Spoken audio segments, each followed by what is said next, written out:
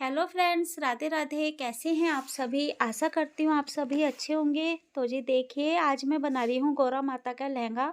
और ये व्लॉग है 25 तारीख का। 25 तारीख को मैंने सबके ऑर्डर पूरे कर दिए थे। और फिर मेरे को जो भी टाइम मिला था वो मैंने माता का लहंगा बनाने के बाद और फिर मैं थोड़ा सा फ्री भी बैठी हूँ शॉप पर, क्योंकि जिनके कपड़े आने देने थे ना, तो वो कस्टमर आने वाले थे, तो उन्हीं का ही वेट करके लास्ट में मैंने मतलब दुकान बढ़ाकर आई थी।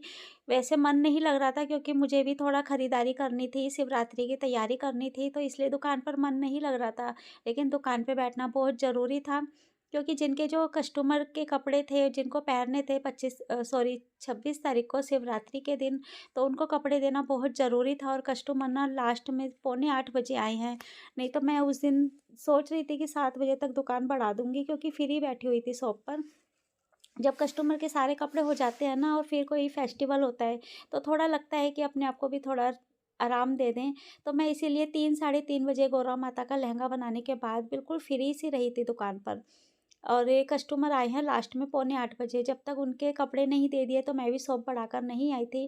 क्योंकि ये देखिए, रूल नहीं कहूँगी, ये हमारा फ़र्ज़ है कि अगर हमने किसी का कपड़ा लिया है, किसी के कपड़े हमने सिलने के लिए लिए हैं, तो हमारा फ़र्ज़ बनता है कि उनको टाइम से देने का।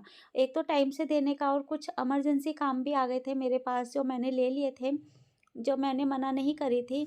तो इमरजेंसी काम है, और अगर वो कस्टमर ये कह रहे हैं कि हाँ, हम कल रात को ले जाएँगे, तो हमें उनका वेट करना पड़ता है। और उनका वेट करने के बाद, उनको कपड़े देने के बाद ही मैं दुकान बढ़ाकर आई थी।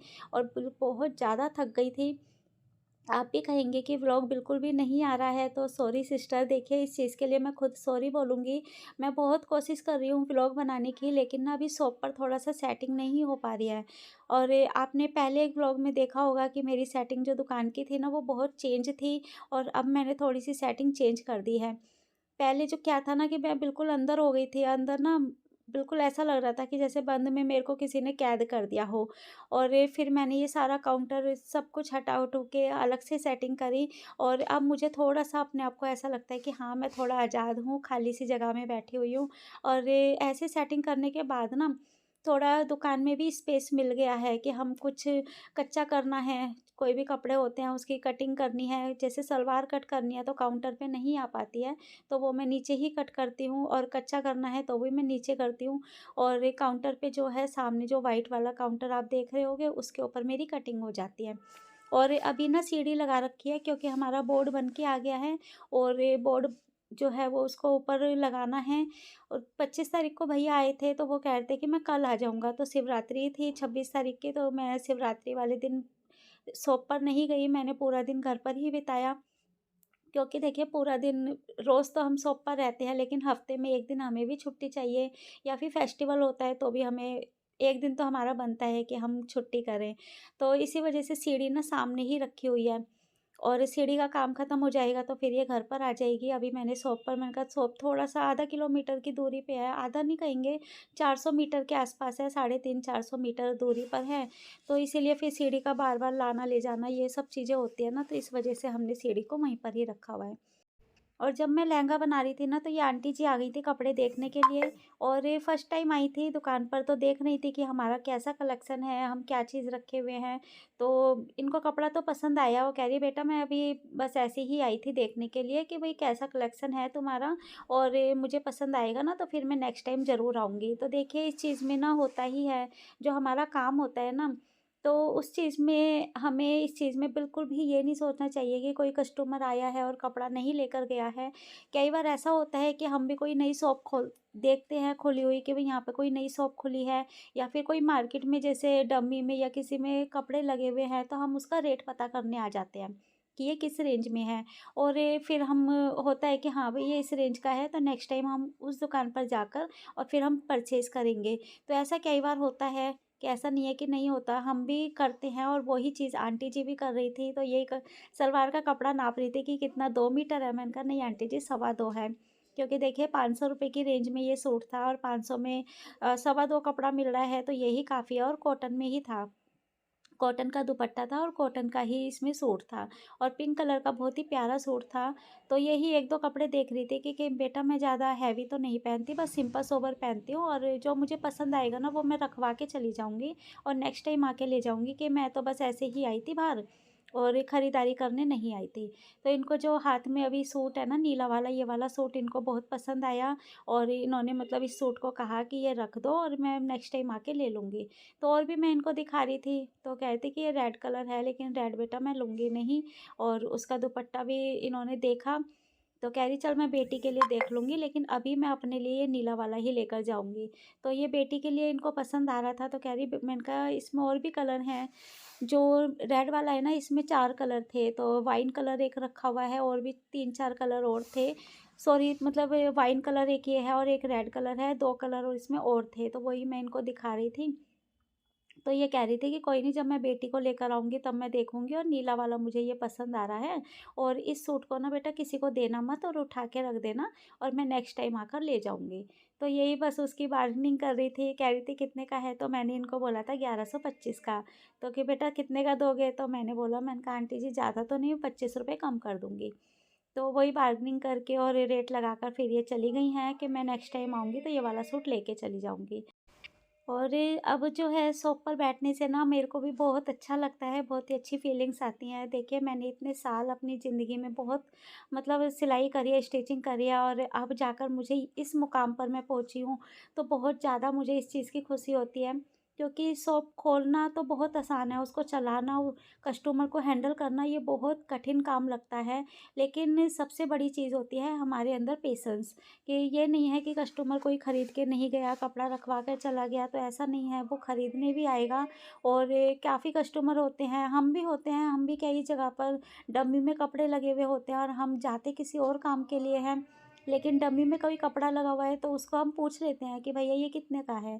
तो ऐसा नहीं है कि भई कोई पूछने ही आया है तो वो लेकर ही जाएगा, ऐसा नहीं होता, क्योंकि बाहर जो डमी में कपड़े लगे हुए हैं, काफ़ी कस्टमर आते हैं, रेट पता करके चले जाते हैं और उसमें से कुछ कस्टमर लेकर भी जाते हैं। क्योंकि दुकान पर अभी ज़्यादा टाइम तो नहीं हुआ, 2 तारीख को ही हमने शॉप ओपन करी थी, 2 फरवरी को, और आज ये 25 तारीख का दिन है, तो 20-25 दिन में देखिए 20 दिन भी 20-22 दिन ही हुए हैं, तो उस हिसाब से हमें रिस्पॉन्स ठीक-ठीक मिला है। बस इतना कहेंगे कि हाँ, सिलाई का और जो ये है कपड़े का काम है, इन दोनों में दोनों का मिला के किराया तो निकल ही गया है और यही काफ़ी है कि पहले महीने में हमारा किराया निकल गया। क्योंकि किराया भी देखिए 10,000 है, 10,000 रुपए निकालना बहुत मतलब मुश्किल हो जाता है। लेकिन ऊपर वाले की कृपा कहेंगे कि ऊपर वाले ने हमें किराया निकाल दिया है, उन्होंने इतने कस्टमर तो भेज दिए कि हमारा बस किराया निकल जाए। और अभी जो है मेरे जो गौरा माता का लहंगा है वो भी पूरा का पूरा रेडी ही हो गया है और बहुत ही क्यूट लग रहा था, बहुत ही अच्छा लग रहा था।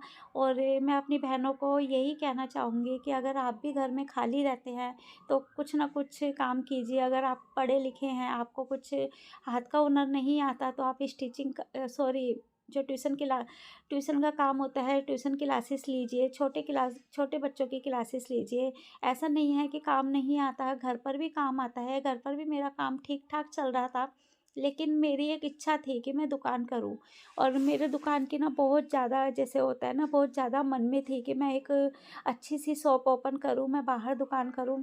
तो बहुत मेरे दिल में ये चीज़ें रहती थी और घर का काम देखिए घर का ही होता है। जिस दिन मैं नहीं जाती ना शॉप पर, जिस दिन मुझे ये होता है आज छुट्टी है, तो उस दिन मेरा ना 11-12 बज जाते हैं। और जब मुझे ये होता है कि मुझे शॉप पर जाना है, तो मैं कितना भी कर लूँ, मतलब लेट क्या, मैं फिर ऐसे फटाफट काम करती हूँ ना कि मुझे 11 बजे तक घर से निकलना है। और अभी तो स्टार्टिंग है, थोड़ा ठंडा मौसम भी है और मुझे ठंड भी बहुत लगती है। तो अभी तो स्टार्टिंग है, तो थोड़ा-सा हो ही जाता है, 11 बज जाते हैं। जब थोड़ा और गर्म मौसम हो जाएगा ना, तो फिर मैं और जल्दी शॉप ओपन करने की कोशिश करूँगी। कोशिश करूँगी कि 10 साढ़े 10 तक शॉप ओपन कर लूँ और दोपहर में 1-2 घंटे के लिए घर पर आ जाऊँ। क्योंकि दोपहरी में ना बहुत ज़्यादा फिर गर्मी हो जाती है ना, तो शॉप पर मन भी नहीं लगता और फिर नींद भी आने लगती है। और ये देखिए माता का लहंगा भी तैयार हो गया है। और मैंने जो अपनी स्टिचिंग करी थी ना वो घर बैठे ही ऐसे ही की थी। तब तो इतने मोबाइल भी नहीं थे कि हम मोबाइल में देख के कोई स्टिचिंग का कुछ सीखें, ऐसा कुछ भी नहीं था। और मैंने जो स्टिचिंग सीखी है वो सिर्फ़ और सिर्फ़ 2 महीने सीखी है, और 2 महीने के काम से ही मैं इतना आगे बढ़ गई हूँ। बस ऊपर वाले का शुक्रिया अदा करती हूँ कि ऊपर वाले ने मुझे इस काबिल बनाया, यहाँ तक आगे बढ़ाया। कम पढ़ी-लिखी होने के बावजूद भी आज मेरे हाथ में एक हुनर है। तो इसके ऊपर मैं अपने ऊपर ही प्राउड फ़ील करती हूँ कि ऊपर वाले की शुक्रिया अदा करती हूँ कि ऊपर वाले ने मुझे इस मुकाम तक पहुँचाया। और बहुत ज़्यादा अभी मेरे बहुत मैं बता नहीं सकती कि मेरे अरमान क्या है, मेरे सपने क्या-क्या हैं, बहुत ऊँचाई तक के सपने हैं। वो जब सक्सेस होंगे, जब आगे कामयाबी मिलेगी, तो मैं अपना दुःख, अपना दर्द सब कुछ आप लोगों के सामने शेयर करूँगी, क्योंकि बहुत मैंने अपनी ज़िंदगी में उतार-चढ़ाव देखे हैं, लेकिन आज भगवान ने मुझे यहाँ तक पहुँचा दिया। तो वो सब जो दुःख होता है, कभी अपनी ज़िंदगी में भूलना नहीं चाहिए। ये नहीं सोचना चाहिए कि हमारे दुःख के दिन चले गए और आज हम यहाँ पर हैं तो हम अपने दुःख के दिन भूल जाएँ। वो मैं कभी अपनी ज़िंदगी में दुःख के दिन कभी नहीं भूलूँगी, और चाहे भगवान मुझे कितना भी सुख दें, लेकिन वो दिन मैं कभी अपनी ज़िंदगी में नहीं भूलूँगी। और भगवान से मैं यही कहूँगी कि भगवान जी वो भूलने भी मत देना।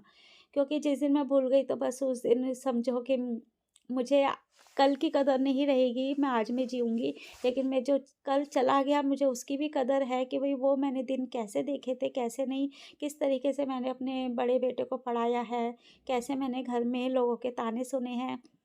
बहुत चीज़ें हैं, वो देखिए मैं एकदम से एक ही वीडियो में सब कुछ नहीं बता सकती, लक बस आज की वीडियो में इतना ही कहूँगी कि भगवान जी आपने मुझे इस काबिल बनाया। आज इतने सालों में ही सही 16 साल मेरी शादी को हो गए हैं, 16 सालों में ही सही मुझे इस मुकाम तक पहुँचाया। 15 साल मुझे सिलाई सीखे हुए हो गए। 15 साल मुझे सिलाई सीखे हुए हो गए। तो आपने मुझे इस मुकाम तक पहुँचाया, इसके लिए मैं ऊपर वाले का शुक्रिया अदा करती हूँ। और बहुत अपनी ज़िंदगी में जो भी दुःख है, जो भी दर्द है, वो मैं आगे वीडियो में धीरे-धीरे करके सब कुछ शेयर करूँगी। और बस जो मेरे सपने हैं भगवान जी वो भी ज़रूर पूरे करना। और जो मेरा लहंगा है, देखिए कितना क्यूट लग रहा है, बहुत प्यारा लग रहा है और मैं बहुत खुश हो रही थी। मैं जब भी लहंगा बनाती हूँ ना गौरा माता का, तो मेरे चेहरे पे ऐसे ही खुशी होती है। तो आप भी बताना कि ये लहंगा आपको कैसा लगा। और आज ना मेरा थोड़ा-सा गला भी ख़राब हो रहा है। और वीडियो कैसी लगी है ये भी मुझे कमेंट करके बताना। अगर वीडियो आपको अच्छी लगी है तो प्लीज़ इसको लाइक, शेयर और सब्सक्राइब ज़रूर करना। हम मिलेंगे ऐसे ही नेक्स्ट व्लॉग में, तब तक के लिए राधे राधे।